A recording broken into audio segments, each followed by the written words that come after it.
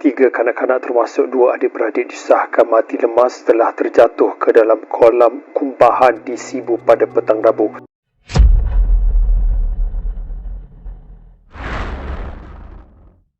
Satu tragedi menyayat hati telah berlaku pada petang Rabu 4 Februari 2026 apabila 3 orang kanak-kanak ditemui lemas selepas dipercayai terjatuh ke dalam sebuah kolam kumbahan di belakang flat perumahan Blok M, Sibu Jaya, Sibu, Sarawak. Kejadian ini bukan sahaja mengejutkan penduduk setempat, malah mengundang rasa pilu di seluruh negara selepas berita tersebut tersebar. Menurut maklumat rasmi, kejadian berlaku ketika ketiga-tiga mangsa dipercayai bermain di sekitar kawasan perumahan sebelum mereka mendekati kolam kumbahan yang terletak tidak jauh dari flat kediaman. Kolam tersebut dikenal pasti sebagai kawasan berisiko tinggi kerana mempunyai kedalaman kira-kira 2 meter dan mengandungi air kumbahan. Kronologi kejadian bermula apabila Pusat Gerakan Operasi Jabatan Bomba dan Penyelamat Malaysia JBPM Sarawak menerima panggilan kecemasan pada jam kira-kira 4.3 petang memaklumkan bahawa terdapat kanak-kanak dipercayai lemas di dalam kolam kumbahan tersebut. Pasukan bomba dari Balai Bomba dan Penyelamat Sibu Jaya segera digerakkan ke lokasi kejadian dan tiba dalam masa beberapa minit. Namun, sebaik sahaja pasukan penyelamat tiba, mereka dimaklumkan bahawa ketiga-tiga kanak-kanak itu telah berjaya dikeluarkan dari kolam oleh orang awam yang berada di kawasan berkenaan. Ketika ditemui, semua mangsa berada dalam keadaan tidak sedarkan diri dan terbaring di tepi kolam. Pasukan perubatan dari Kementerian Kesihatan Malaysia KKM yang tiba di lokasi kemudian melakukan pemeriksaan lanjut, namun dengan penuh duka cita mengesahkan bahawa ketiga-tiga kanak-kanak itu telah meninggal dunia di tempat kejadian. Mangsa dikenal pasti sebagai Max Devdin Sherry Merdeka berusia 12 tahun, adiknya Max Welwet Merdeka berusia 9 tahun serta rakan dan jiran mereka Daniela Arisa Tayas Maringgai berusia 10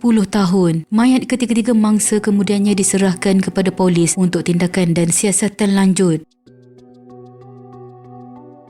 Susulan kejadian tersebut, pihak polis daerah Sibu telah membuka kertas siasatan bagi mengenal pasti punca sebenar tragedi ini. Menurut Ketua Polis Daerah Sibu, Asisten Komisioner Zulkifli Suhaili, hasil pemeriksaan awal oleh Jabatan Forensik Hospital Sibu menunjukkan bahawa tiada sebarang kesan kecederaan luaran yang ditemui pada tubuh badan kesemua mangsa. Sehubungan dengan itu, buat masa ini pihak polis mengesahkan bahawa tiada sebarang unsur jenayah dikesan yang menjurus kepada kematian mereka dan kes tersebut diklasifikasikan sebagai mati mengejut. Walau bagaimanapun, pihak berkuasa turut menjalankan siasatan di bawah Seksyen 31-1 Akta Kanak-Kanak 2001. Seksyen ini sangat serius kerana ia melibatkan elemen pengabaian atau mendedahkan kanak-kanak kepada bahaya fizikal yang boleh membawa hukuman denda sehingga RM50,000 atau penjara sehingga 20 tahun jika sabit kesalahan. Langkah ini diambil bagi memastikan keadilan buat mangsa dan mengenal pasti sekiranya terdapat unsur kecuaian yang membawa kepada kejadian tersebut. Dalam pada itu, pihak polis menyeru orang ramai agar tidak sewenang-wenangnya menyebarkan kabar angin atau spekulasi yang tidak sahih di media sosial kerana ia boleh mengganggu proses siasatan yang sedang berjalan. Masyarakat juga diingatkan supaya menghormati privasi dan perasaan keluarga mangsa yang sedang dalam kesedihan. Bagi sesiapa yang mempunyai maklumat tambahan mengenai kejadian ini, mereka amat dialu-alukan untuk tampil ke balai polis berhampiran bagi membantu pihak berkuasa melengkapkan siasatan.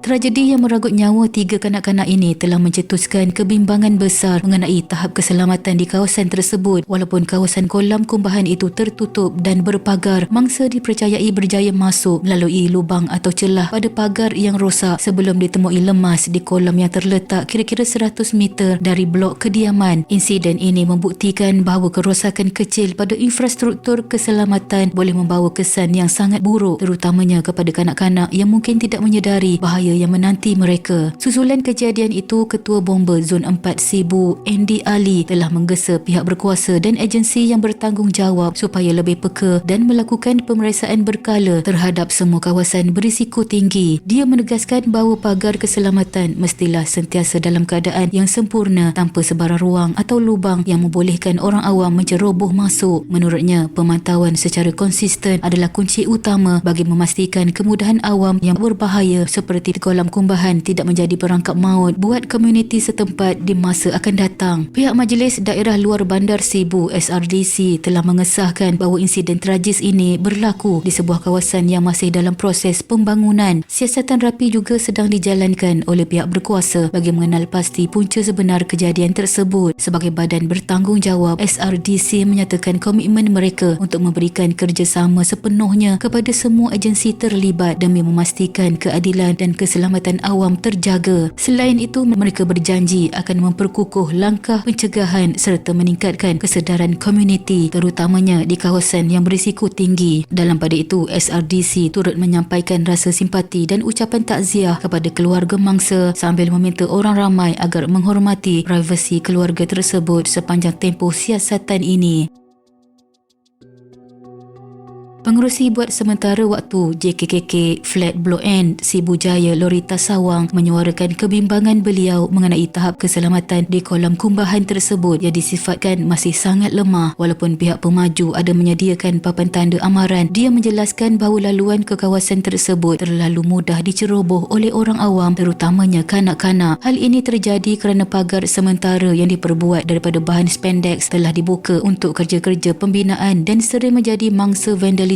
Beliau menegaskan bahawa struktur keselamatan yang lebih kukuh seperti pagar kekal, jaring dawai atau pintu besi yang teguh amat diperlukan untuk menutup permukaan kolam yang terdedah bagi mengelakkan sebarang kemalangan jiwa pada masa hadapan. Kejadian ini telah mencetuskan rasa trauma dan bimbang yang mendalam dalam kalangan penduduk, khususnya ibu bapa yang terpaksa bekerja dan tidak dapat memantau anak-anak mereka setiap saat. Lorita menekankan bahawa isu keselamatan persekitaran ini tidak seharusnya diletakkan di bahu ibu bapa semata-mata. Sebaliknya, ia merupakan tanggungjawab bersama antara pemaju dan pihak berkuasa. Mengambil kira sejarah kawasan tersebut yang pernah mengorbankan nyawa sebelum ini, dia menggesa pihak berkuasa tempatan, PBT dan agensi berkaitan supaya mengambil tindakan segera yang lebih tegas. Orang ramai juga dinasihatkan untuk terus berwaspada dan sentiasa memantau pergerakan anak-anak mereka, terutamanya apabila berada berhampiran dengan tapak pembinaan atau kawasan berair yang berbahaya. Tragedi ini wajar dijadikan pengajaran untuk memperkukuh dasar keselamatan demi melindungi nyawa pada masa hadapan. Kegagalan menyediakan pagar kukuh, papan tanda jelas dan kawalan keselamatan berkesan menjadikan kawasan berbahaya sebagai perangkap senyap terutama kepada kanak-kanak. Takziah kepada keluarga mangsa atas kehilangan insan yang tersayang. Sekian.